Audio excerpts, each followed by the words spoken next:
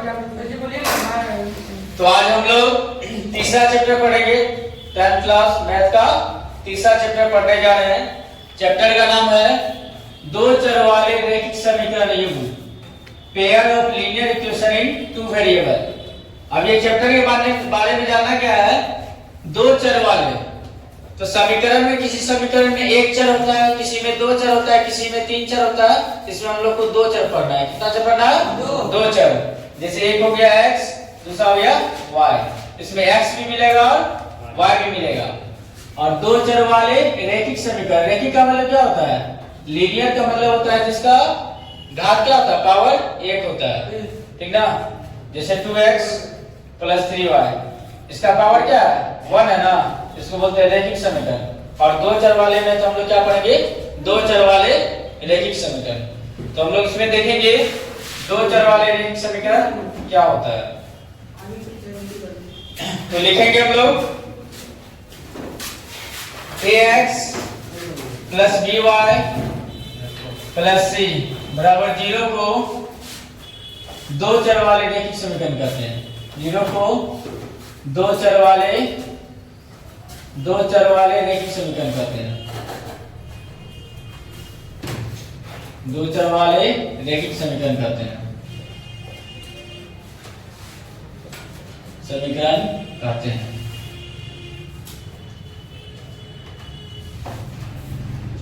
जहां where a does not equal to 0 and b does not equal to 0 होता है।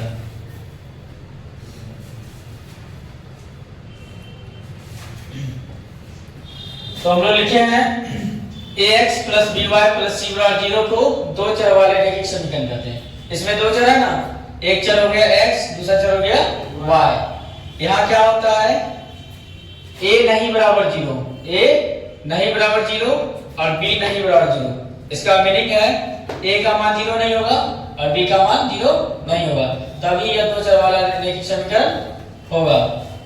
क्योंकि अगर a का मान 0 होगा तो x का मान 0 हो जाएगा, b का मान 0 होगा तो y का मान 0 हो जाएगा, तो फिर दो चर वाला रैखिक समीकरण नहीं होगा। तो हम लोग जब भी देखेंगे तो इसका जनरल फॉर्म क्या है? ax + by + c बराबर 0 को हम लोग क्या कहते हैं? दो चर वाले रैखिक समीकरण जहां a नहीं बराबर 0 होता है और b नहीं बराबर 0 होता है। जैसे हम लोग एक एग्जांपल देखते हैं 2x + 4y + 6 बराबर 0। तो ये हमारा दो चर वाला रैखिक समीकरण है। यहाँ पे a बराबर हो गया 2 हो गया, b बराबर कितना हो गया? 4 हो गया और c बराबर हो गया 6 हो गया। तो ये है हमारा दो चर वाला रैखिक समीकरण। तो दो चर, इसमें एक चर हमारा x है, दूसरा चर क्या है? y, और c क्या है? तो हमारा कांस्टेंट है, चरराशि है। तो समझ में आ गया? 2x + 4y + 6 बराबर 0 इस टाइप का समीकरण हुआ तो इसको क्या बोलेंगे? दो चर वाले रैखिक समीकरण, ठीक है। अब यहाँ पे एक चीज लगा हुआ है कि दो चर वाले रैखिक समीकरण युग्म क्या है? युग्म का मतलब क्या होता है? पेयर। तो हम लोग क्या करेंगे, यदि दो चर वाले दो रैखिक समीकरण को एक साथ लिखा जाता है तो उसको हम लोग क्या बोलते हैं? दो चर वाले रैखिक समीकरण युग्म बोलते हैं, ठीक ना। तो हम लोग ये समझ में आ गया ना, a b c समझ में आ गया। अब हम लोग एक्स्ट्रा लिखेंगे यदि दो चर वाले दो रैखिक समीकरण, दो चर वाले दो रैखिक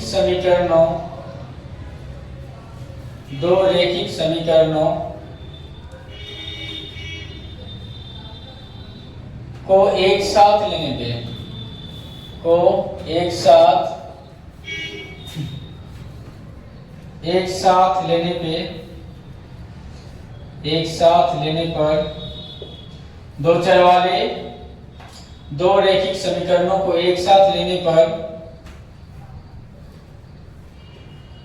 उसे दो चर वाले रैखिक समीकरण युग्म कहते हैं। दो चर वाले रैखिक समीकरण युग्म कहते हैं।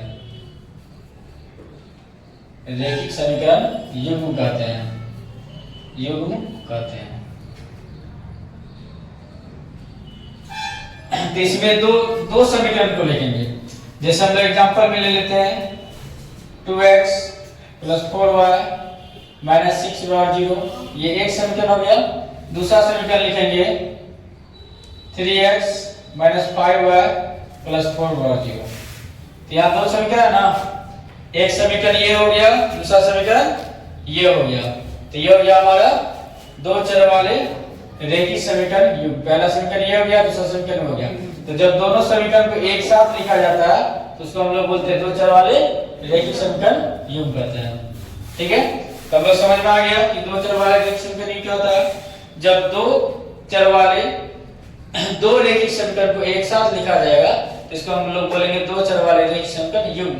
युग्म का मीनिंग होता है पेयर, यानी एक साथ दो समीकरण लिखेंगे तो उसको हम लोग बोलेंगे दो चर वाले रेखीय समीकरण युग्म बोलेंगे। ठीक है, यहाँ तक ठीक है। यहाँ तक तो आगे हम लोग देखते हैं इसका जनरल व्यापक रूप भी होता है। इसका क्या होता है? व्यापक रूप होता है। तो दो चर वाले रेखीय समीकरण का व्यापक रूप पूछे तो ये हो गया। अब दो चर वाले रेखीय समीकरण युग्म का व्यापक रूप पूछेंगे तो ये हो जाएगा।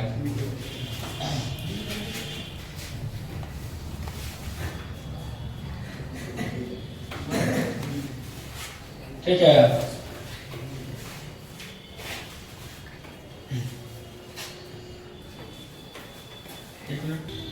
तो हम लोग क्या है, जैसे a1x b1y प्लस c1 बराबर 0, a2x plus b2y plus c2 बराबर 0 को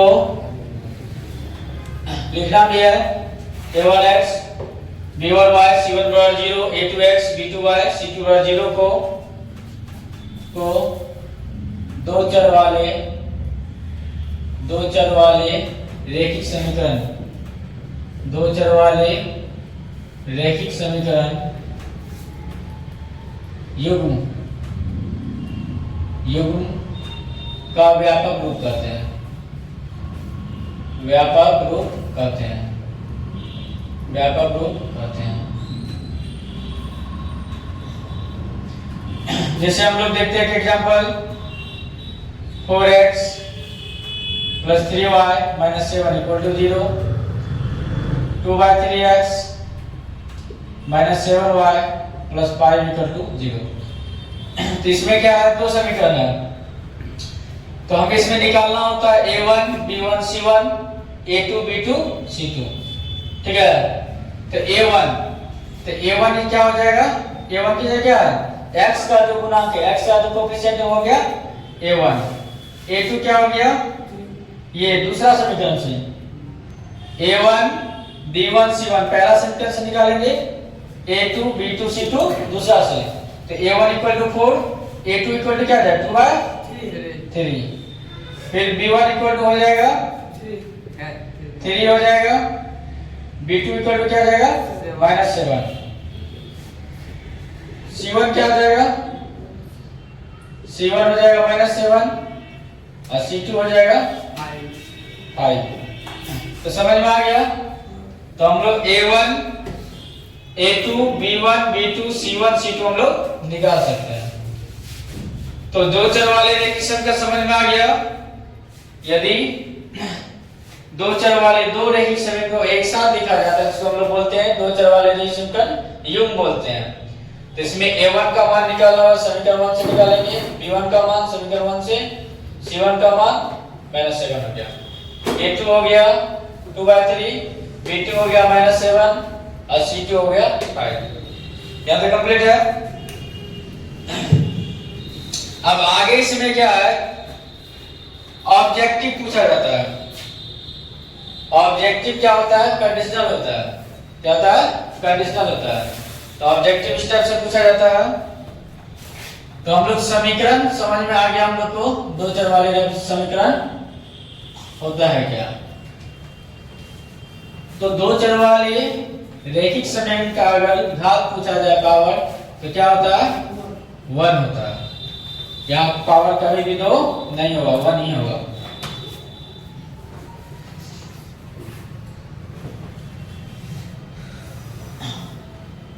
तो आगे हम लोग पॉइंट लगाएंगे जिससे कंडीशन बनेगा ऑब्जेक्टिव वाला कंडीशन यहीं से आएगा।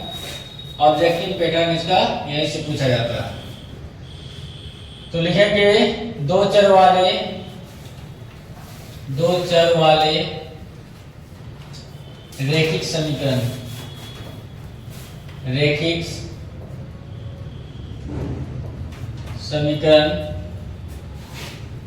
को तुलना करने पे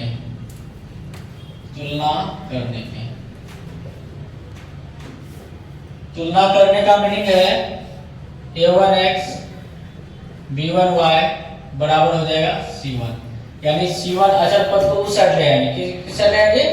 उस साइड। दूसरा हो जाएगा a2x b2y बराबर c2। यहाँ दो समीकरण को कर देते हैं। तो अब इससे क्या है, इससे ऑब्जेक्टिव यहां से निकलेगा। वेरी वेरी इंपॉर्टेंट ऑब्जेक्टिव है, यहां से पूछा जाता है। तो पहला कंडीशन होता है यहाँ पे कंडीशन 1। तो पहला कंडीशन है यदि a1 बटे a2 नहीं बराबर b1 बटे b2 हो तो तब इससे क्या क्या ऑब्जेक्टिव आ सकता है। तो पहला बात हम लोग समझेंगे, ये C1 की है, इसका क्या मतलब हुआ। यदि समीकरण दिया हो रहेगा हमको 4x प्लस 3y माइनस 5 बराबर 0, तो हमको इस फॉर्म में ले आना है, यानी C1 को अचर पद को क्या करना है, इस साइड ले आना है। उसके बाद हम तुलना करेंगे। ये हो जाएगा 4x प्लस 3y बराबर क्या हो जाएगा 5। समझ में आ गया ना।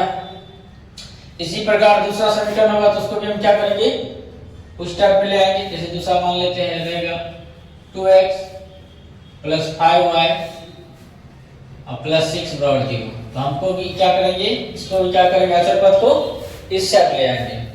तो यहाँ हो जाएगा क्या 2x प्लस 5y बराबर माइनस 6। समझ में क्लियर हो गया। C1 C2 को हम लोग इस साइड ले आएंगे। इसके बाद ये हम निकालेंगे। अब A1 बटे A2 निकालना है। तो A1 क्या है 4 है, A2 क्या है 2 है, B1 इसका 3 है, B2 क्या है 5 है। तो अगर इस समीकरण का हम निकालेंगे, अगर हम यहाँ निकालेंगे A1 बटे A2 तो क्या आ जाएगा, A1 की जगह क्या 4 है और A2 की जगह क्या है 2 है, तो कटेगा क्या 2 आया। और फिर B1 बटे B2 निकालेंगे, तो B1 की जगह क्या है 3 है और B2 की जगह क्या है 5 है। तो क्या हो रहा है, दोनों बराबर आ रहा है, नहीं ना आ रहा है।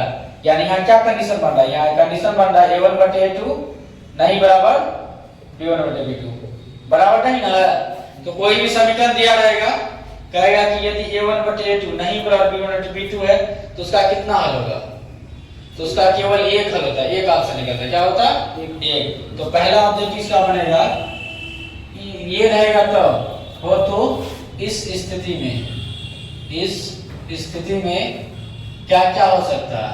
तो पहला ये हो सकता है कि इसका केवल एक हल होगा, इसका केवल एक हल होगा, इसका केवल एक हल। एक हल का मीनिंग होता है यूनिक सॉल्यूशन, अद्वितीय हल।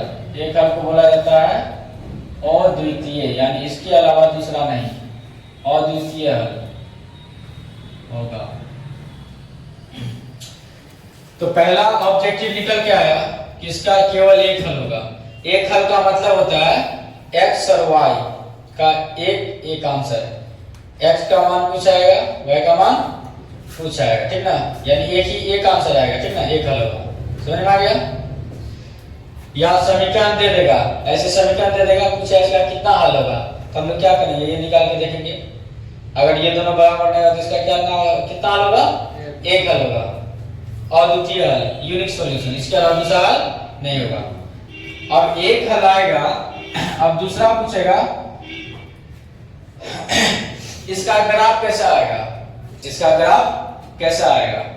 तो ग्राफ कैसा आता है, एक प्रतिच्छेदी होता है, दूसरा समांतर होता है, तीसरा संपाती होता है। तो ये तीनों में से क्या आएगा, प्रतिच्छेदी आएगा। क्या आएगा, प्रतिच्छेदी। तो इसका आलेख इसका आलेख प्रतिच्छेदी होगा, इंटरसेक्टिंग लाइन प्रतिच्छेदी होगा। प्रतिच्छेदी का मतलब ठीक है, इसका आलेख इस टाइप से आएगा, एक ग्राफ ऐसे आएगा, एक ग्राफ ऐसे आएगा। यहाँ जो कटेगा यही एक्स वाई का मान आएगा, जहाँ कटेगा वही एक्स वाई का मान आएगा।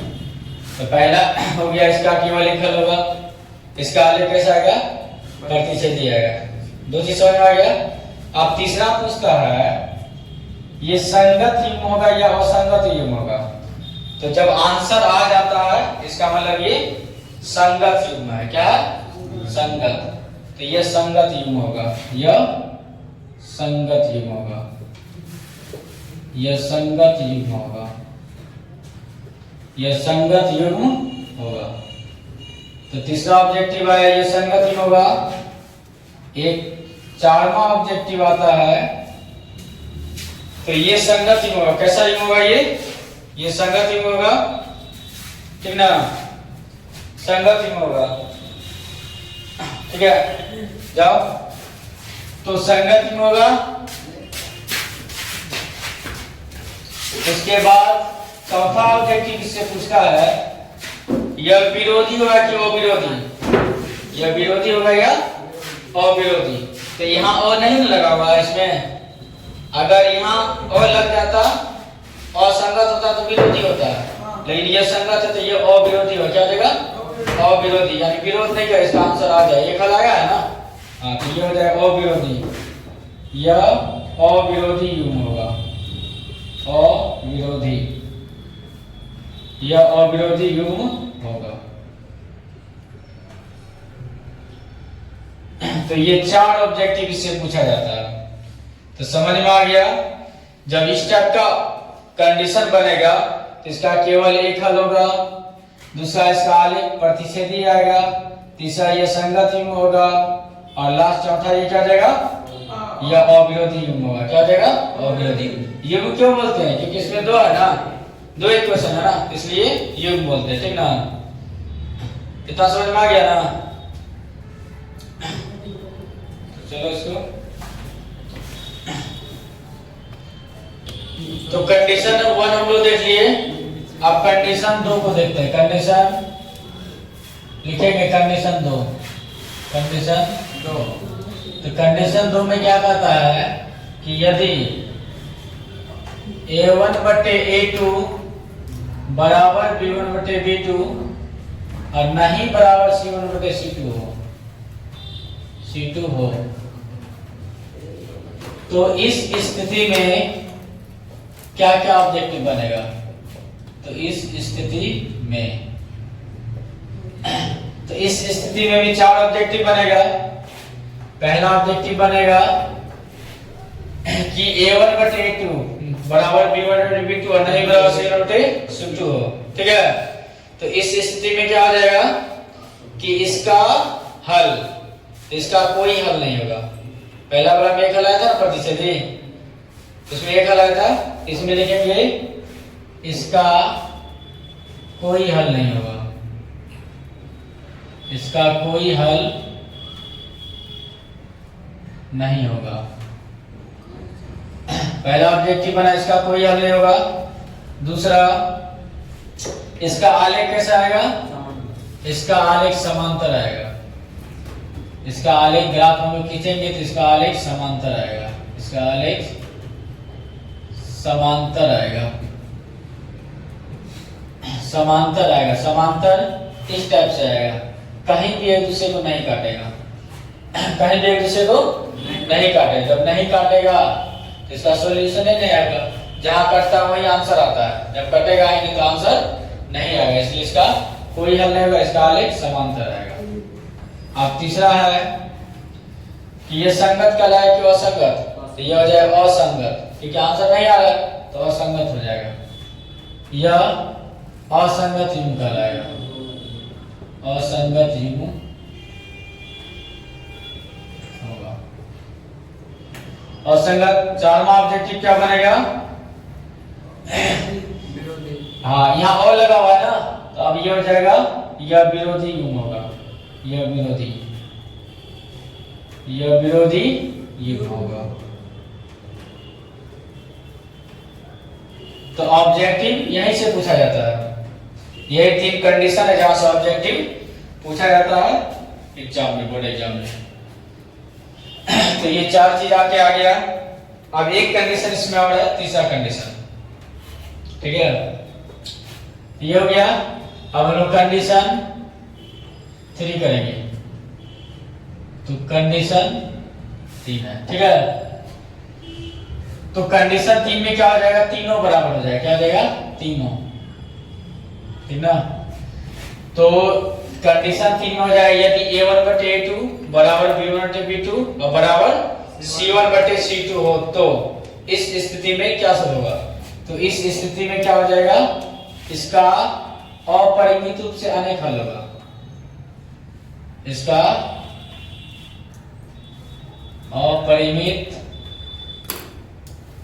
अपरिमित रूप से अनेक हल होगा। अनेक हल होगा। जब अनेक हल होगा तो इसका जो आलेख आएगा कैसा आएगा, संपाती आएगा। संपाती का मीनिंग होता है दोनों आलेख क्या होता है, एक ही लाइन पे आएगा।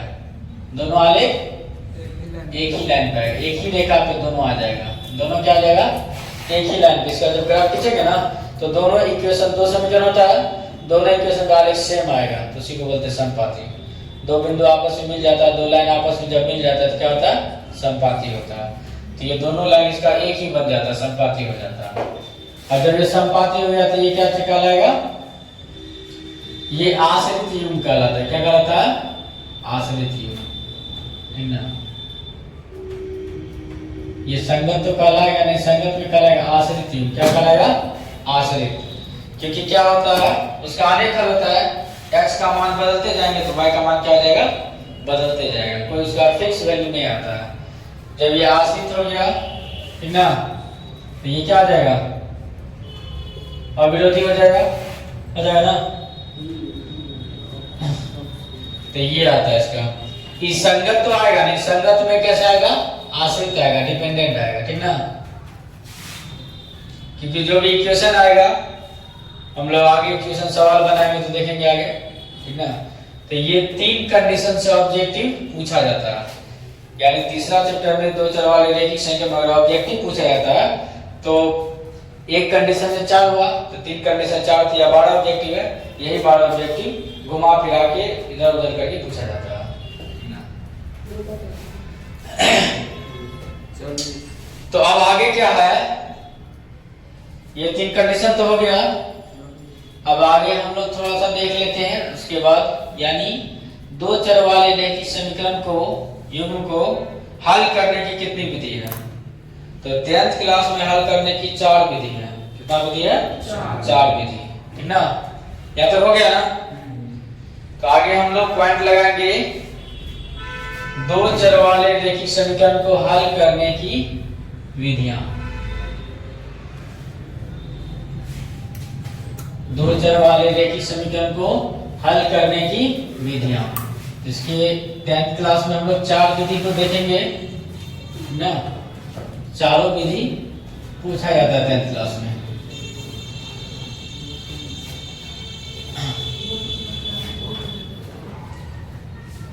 तो ये हो गया 2 चर वाले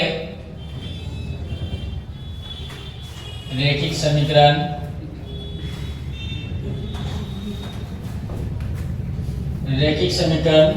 युग्म को हल करने की विधियां,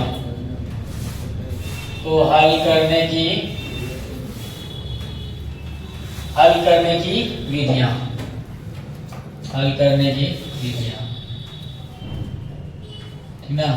तो 10th क्लास में क्या है, 10th क्लास में 4 विधियां हैं। 4 विधियां हैं 10th क्लास में 4 विधियां।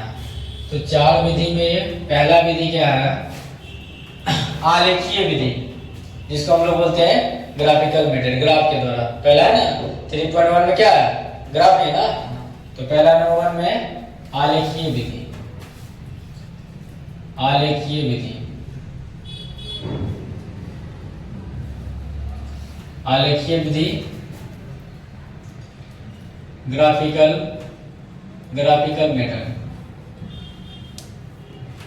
दूसरा है प्रतिस्थापन विधि। प्रतिस्थापन विधि, प्रतिस्थापन विधि, सब्स्टिट्यूशन मेथड।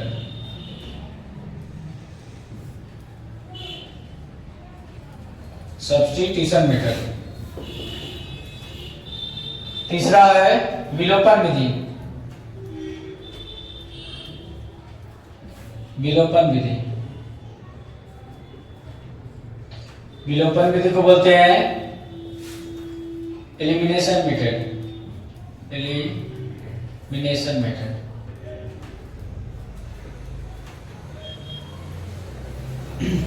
और चौथा विधि क्या है?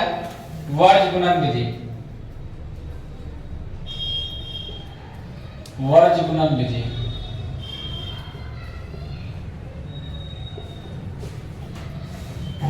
वर्ज गुणन विधि, cross multiplication method. Cross multiplication method.